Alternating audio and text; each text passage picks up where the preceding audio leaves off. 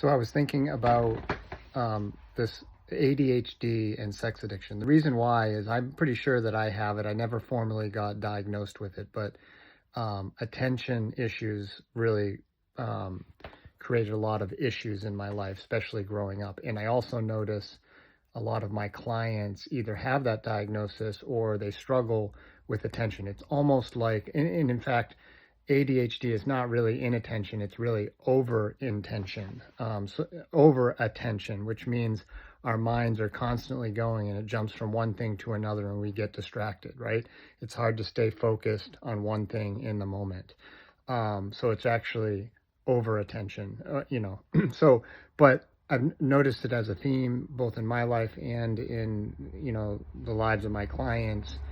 And it can be part of the underlying issue with sex addiction. And what I have noticed, what I gained, so I have overcome many of my symptoms of ADHD because in recovery I became self-aware and I started to notice, because I didn't have all the chaos of all the acting out, I started to notice things about myself that caused me not to be very effective as a human being. So I've learned all these ways, and I do a lot of organizational things in my calendar and tasks on my computer, and I have a lot of different things that I do. Like I never take my phone and just leave it somewhere random. I put it in the same place every time.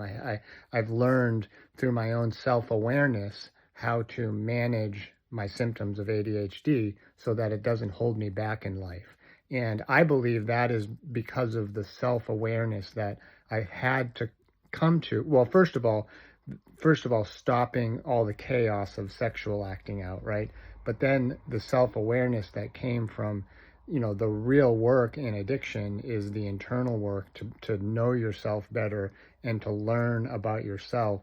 I've learned ways, because of that introspection, I've learned ways to manage my life much better than I did when I was active in my addiction. But that's all because of sexual sobriety and increased self-awareness and the ability, when I am self-aware, to make changes that benefit me in my life. And it just adds more certainty that I'll stay sober long term because I just don't have that inner turmoil, that chaos in my life, much of which are the reasons I acted out. I needed to get out of myself just to get out of the unmanageability and the chaos of my life.